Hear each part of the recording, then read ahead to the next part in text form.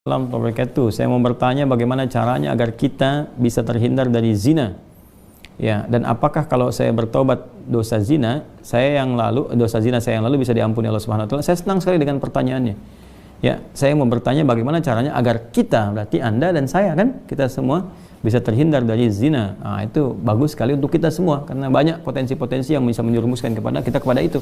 Ya, baik misalnya dari zina mata, zina telinga, zina mata melihat hal-hal yang nggak pantas untuk dilihat, ya, kebiasaan-kebiasaan yang buruk, kemudian zina telinga mendengar kalimat-kalimat yang kotor yang mengarahkan pada hasrat seksual pada tempat yang tidak benar, ya, dan perbuatan-perbuatan yang juga sekarang banyak sekali perangkat-perangkatnya. Semoga Allah hindarkan kita dari itu. Termasuk juga iklan-iklan, ya. Saya tuh sering kalau lihat misalnya baca ada komentar tunjukin admin, kan, oh, kenapa Ustaz ini kok ceramah tapi iklannya snack video? Itu kan algoritma YouTube dari kebiasaan Anda aja nih. Jadi kalau Anda kebiasaannya lihat yang begitu atau klik yang begitu, datangnya seperti itu. Tapi kalau Anda kliknya misalnya yang baik-baik, ya, atau iklannya muncul ketika ada, itu kan dari kebiasaan Anda buka kan, itu algoritmanya tersusun dengan kebiasaan kita buka laman apa dan sebagainya.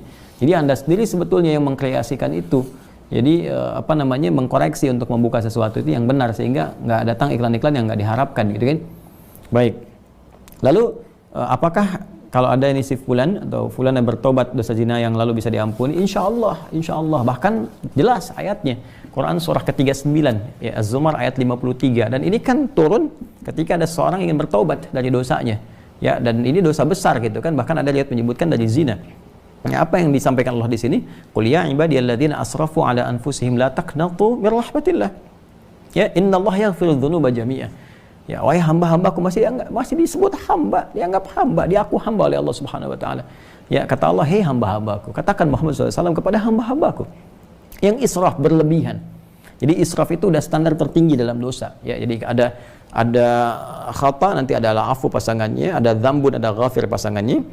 Ghafir Quran surah ke-40 misalnya ayat 3, ghafiridzambi dzambi wa qabilit taubi. Kemudian ada naik lagi dzunubun, ada ghafar pasangannya seperti surat Nuh ayat 10, faqultu astaghfiru rabbakum innahu kana ghaffar. Ada ghafur.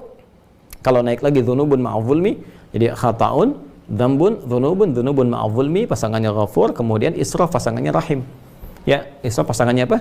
Rahim. Makanya disatukan di Al-Baqarah ayat 286 kan, Rabbana la tu'akhidna in nasina aw akhtana khata', Rabbana wa la tahmil 'alaina isran kama hamaltahu 'alal ladzina min qablina. Itu dzambun dan dzunubun ma'adh-dzulmi.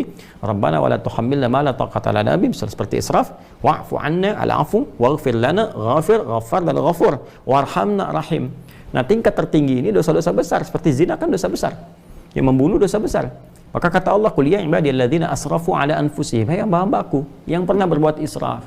Mungkin ada sebagian yang pernah zina, pernah membunuh, dosa-dosa besar, ya, pernah korupsi, mau tobat dan sebagainya. Masya Allah, ya, alhamdulillah, dia mau tobat, mau kembali karena mungkin doa orang tuanya, doa sekitarnya, kesadaran dirinya, dan kemudian la taqnatu min rahmatillah, jangan putus asa dari rahmat Allah Subhanahu wa taala. Innallaha yaghfiru dzunuba jami'a. Allah akan mengampuni dosa-dosa itu seluruhnya sepanjang kamu mau tobat.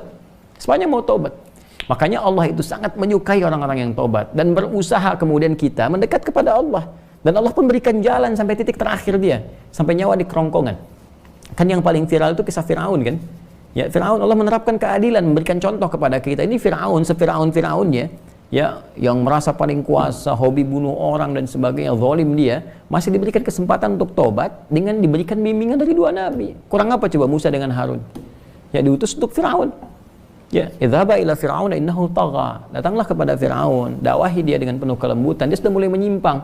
Jadi bukan masalah kekuasaannya yang salah. Kekuasaan silahkan berkuasa, nggak ada masalah gitu kan. Cuma ketika menyimpang dari kekuasaan, ingatkan, kata Allah. Diingatkan itu karena sayang. Kalau nggak sayang dibiarin. Ya, makanya kalau ada ulama bisa mengingatkan, ustaz mengingatkan, kita yang keliru dan sebagainya, nggak usah marah. Kan? Nah, kalau kebaikan kita terima dengan cara yang baik dan mengingatkan pula dengan cara yang baik. Karena kalimat Qur'annya faqul lahu qawlan layyina, katakan dengan cara yang lembut.